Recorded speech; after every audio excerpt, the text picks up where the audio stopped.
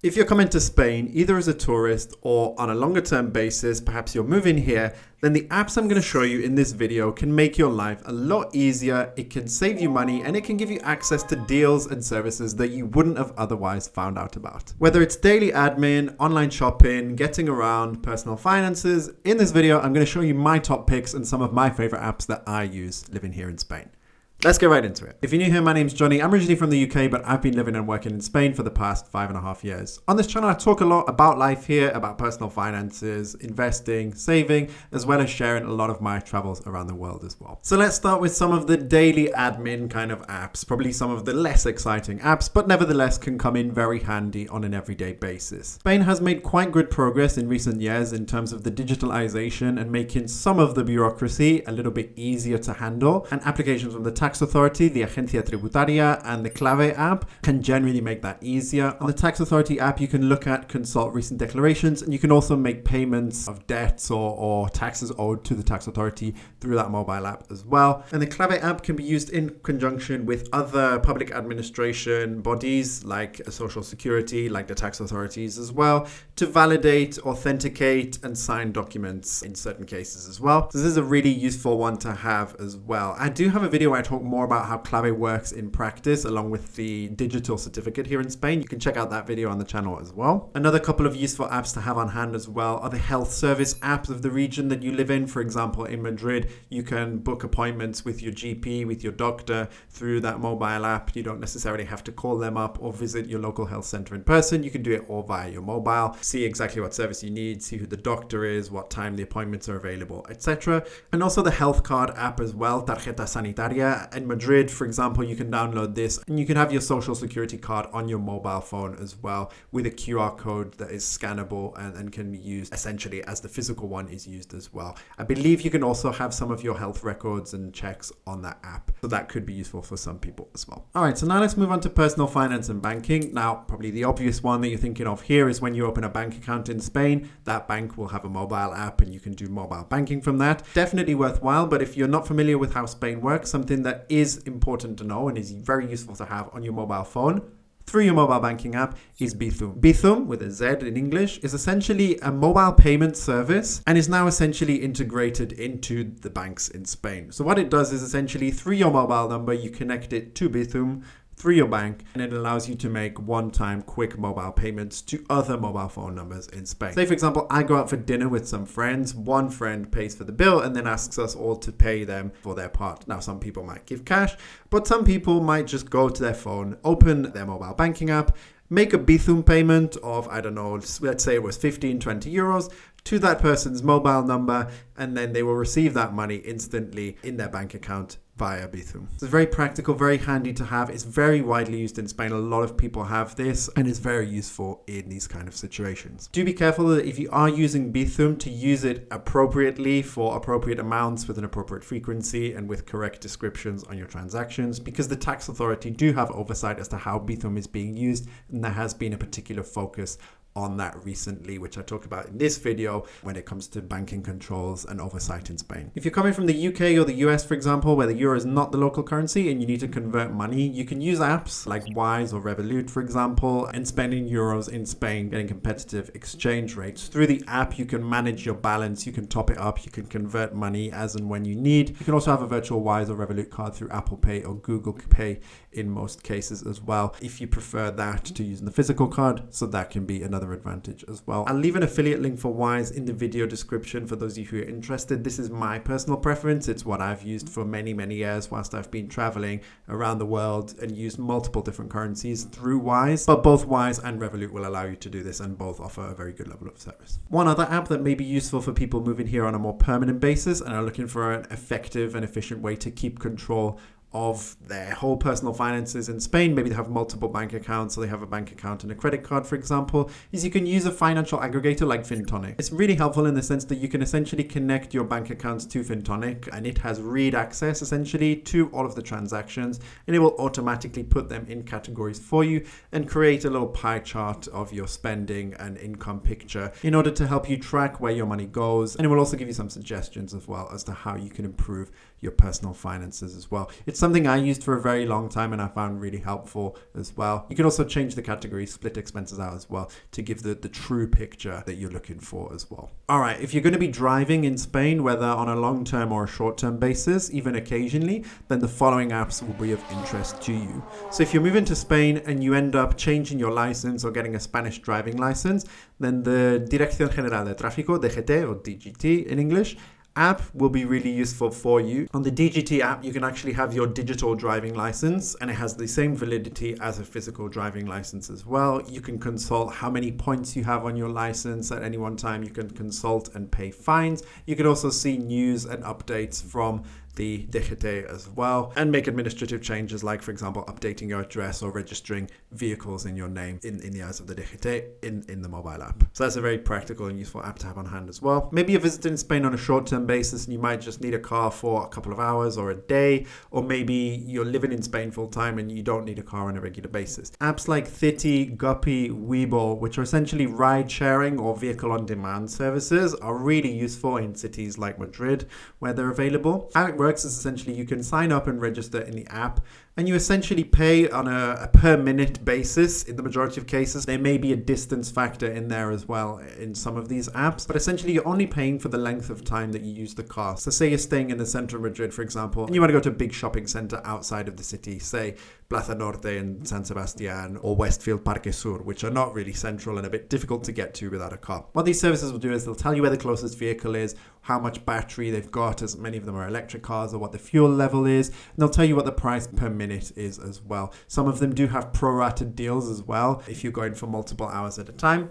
And what you can essentially do is through the app, reserve, unlock the car, drive to your destination, do your thing, bring the car back, and then that's kind of it. In some cases as well, if you're just traveling within the center of Madrid, within the zones of these apps essentially, you can essentially end the trip right there. So it might not even need to be a return trip. Say you're staying in the center and you want to go visit the Bernabeu, for example, which is still within the central zone of Madrid. You could technically just hire a car for the 15-20 minutes, let's say, that it takes you to get there, and then again get a new car to get back. So these are all very convenient, prevents you from having to rely on public transport or taxis all the time if you want to have a bit more control, flexibility and freedom when it comes to getting around. In some cases, you may need an international driver's permit to be able to register and sign up and use it if you don't have a license that's recognized in Spain, like from another EU country, for example. So just keep that in mind. And there are people who prefer motorbikes, mopeds, scooters to cars as well. There are apps for that as well, like Acciona, Cultra, and Cabify also have mopeds that are available on demand that work on the same principles essentially. And an app that can be really useful for buying a car as well is coches.net or coches.net. On there you can find a whole range of vehicles, brand new, second-hand, leasing offers, different models and makes, set different price filters. You can find them all across the country as well within different search radius. So I think this is probably, from my perspective and what I've seen, the most comprehensive car purchase app that you can find in Spain. And the last two in this section I'm going to tell you about are parking apps that come in really handy if you've got your own car. And for example, let's say you live outside of the center of a city and you're looking for somewhere to park. So with Telpark and Indigo, they typically have really good coverage around a lot of the major cities in Spain. With these apps as well, you can reserve parking beforehand, but my favorite is that you have kind of express entry and exit to the parking lot. So that means that when you go into a particular Indigo or Telpark car park, your license plate is essentially read as you go in. You don't need to take a ticket, you don't need to pay on the way out. It will essentially read the license plate, open the barrier for you on the way in and the way out. You'll have your card in the app already, and based on the length of time you're in the parking, it will charge you to your card through the app. So really convenient, big time saver. It is something I like as well. As someone who visits the center of Madrid from time to time, makes parking much easier, much more convenient, and as I say, there's a lot of these car parks around. So wherever you're going, you can be pretty sure that you've got one of these, in Madrid at least, car parks pretty close to where you're going. Now, not everyone coming to Spain wants to drive, and sometimes, taking a taxi to get around is necessary. So the top transport apps will say, well, taxi specifically would be free now. This is where you can order, official registered taxis to get around, like in Madrid with the red stripe, in Barcelona, the black and yellow taxis. You can order them through an app like Free Now. What you do have as well in some cities, and Madrid quite diverse, Barcelona not so much. Other cities around Spain will very much depend. You've got services services like Uber. So Uber, we have it in Madrid. What you've also got are services like Cabify and Bolt. Now, from my perspective, Free Now is fine and probably works for a lot of people. Cabify, Bolt, and Uber are also great. What I tend to find, from my perspective, someone who doesn't take taxis very regularly, but the occasions that I have used it, is that in the likes of Cabify, which is my go-to more than anything, is that you can sometimes get a bit of a discounted rate, depending on if you're reserving in advance, depending on what time you're booking. And also in some cases, when you go into the airport, you can get a bit of a discount as opposed to the flat fee that you typically pay when going with a normal taxi. Not always the case, but does happen from time to time. The thing you got to keep in mind with Uber, Bolt, Cabify as well, is that the waiting times can sometimes be a bit longer outside of the city centre. In the city centre, not so bad. There's a very high volume of taxis in pretty much any neighbourhood, so you shouldn't have any trouble getting them. But for reliability, waiting times and stuff, I'd say Free Now probably edges it, though Cabify, Bolt, Uber are also good for getting around. And if you want to get around by public transport, an app that I've used in many cities around the world and that I found particularly useful all over Spain pretty much, is very widely available, is Citymapper. So Citymapper has the timetables essentially of things like the metro, the bus, the urban trains, and depending on where you're looking to go, it will give you a number of route options as how to get there. It will also give you an estimated price as well. So this is really handy, particularly the fact that it works in multiple cities around Spain. And then maybe for longer term travelers, if you're living in a particular city, then you can always download the transport app of that city. Like in Madrid, for example, you can download the MT app or the Tarjeta Transporte. The Tarjeta Transporte app, you can actually have your metro card on there. You can top it up. It's been a while since I used the metro, so you may be able to touch in and out of the stations with it at this point. And then in Barcelona, you've got the Transports Metropolitans de Barcelona app. Similar to Madrid, you can buy and top up transport tickets in that. Now, if you're visiting Spain as a tourist or on holiday, most likely you're going to be going out to restaurants and eating out a lot. But sometimes you may want to just order food to your apartment through takeaway, or especially, if you're living longer term, then you're going to want to know what the takeaway and food apps are. And so the two that we primarily use, my wife and I, we use Glovo and we use Uber Eats. And then to a lesser extent, there's also Just Eat and then Bolt Food as well. We used to have Deliveroo in Spain, and that was also a good app from my perspective, but unfortunately it left a few years ago. So the previous four, I would say, are the best ones to go for. In big cities, any one of these apps can work. There's such a wide choice of restaurants and food available that you can find something good through any of them, really. Different apps have their different discounts and different offers on it from time to time, so that might sway you in one direction or the other. If you're staying a bit outside of the city centre and you're in, a smaller city, like is my case, then sometimes certain restaurants are available on some apps and not on others. So that might be something that sways you again towards one app or towards a different one. I'm going to mention two more as well that may be of interest, which are really nice and interesting concepts: Too Good To Go and Phoenix. So again, these are food delivery or pickup services, but unlike the other apps, what they do is essentially they're focused on preventing food waste. So if, for example, supermarkets, bakeries, restaurants, they have food or items that they are going to throw away, but they want to give one last chance to it to see if anyone will take it, then you can find them through the likes of these two apps, Too Good To Go and Phoenix. And you can actually get some really good discounts, some really good bulk purchases in the case of supermarkets for a much lower price than you get if you were ordering this from a restaurant at first time. Things like bread, supermarket items, pizza, I think I've seen on those apps as well. So if you're looking for a really good deal or you're particularly passionate about preventing food waste, then these two apps can be really good to have a look at to see if you can find something interesting on them. Now let's talk about online shopping. So obviously, a lot of the major stores, chains that are internationally available and recognized, they have mobile apps. You can purchase, order things on there. So I'm going to focus on specifically e-commerce, second-hand buying, and discount websites here. So let's start with two very similar kind of second-hand purchase websites. One very popular and well-known in Spain, which is Wallapop, and one which I believe was popular in the past, maybe has been overtaken by Wallapop now, is Millennials. So these apps are essentially like what eBay is in the UK and the US without the auction feature. It's kind of like the buy right now part of it. So people will list phones, shoes, clothes, pretty much anything you can think of. You can find it on Wallapop or Millennials in some capacity, in some different state. So you can buy items from there. Some sellers will ship it across parts of the country. Some sellers will prefer to meet in person in certain localities, depending on what it is they're selling. But as I say, like a whole range of things you can find on there. You can even find like adverts for apartment rentals, cars, I think you can find on there too. Now related to Millennials and Wallapop, but only for clothes, which is also available in a lot of other European countries, as I'm aware, is Vinted. So you can buy and sell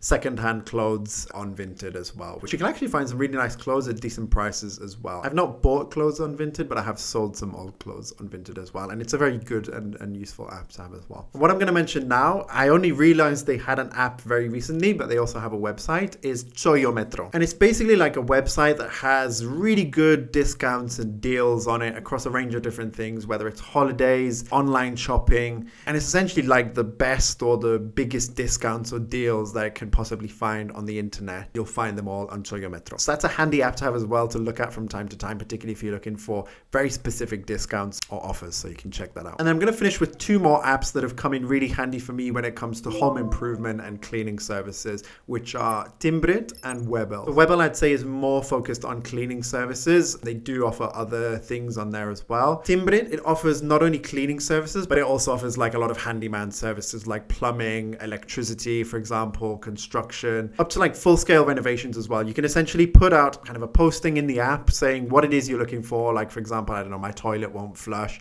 or I'm looking to upgrade my bathroom. And essentially it will go out to a load of professionals that are registered on the app. And essentially you'll get a number of offers, 3 max, I think it is, from different professionals who will give you pricing, or they'll ask to come and visit and see what it is you're looking for. And from that, you can essentially get what it is you need. Really handy platform. I've used it for when I've needed some electrical work done in the house, when I've needed plumbing services. I've got them through Timbrit. All of the professionals on the site as well. You can see reviews from prior work they've done, along with like testimonials. So you can get reviews and get an idea of who it is you're working with and how they work from that. So this is obviously more for homeowners or people who are looking for cleaning services if they're maybe renting an apartment, but both of these apps are really, really useful. I definitely recommend them. All right, so there you go, guys. A whole load of apps there that I hope will make your life much easier and get you possibly some better deals and discounts on services and products that you're looking for. Leave a comment and let me know as well if you're using any of these apps, how your experience has been with them, and if there's any other apps that I haven't mentioned in this video that you use as well. And if you like this video and you want to see more content about life in Spain, then be sure to check out these 2 videos here. So next time, I'll see you on the next one,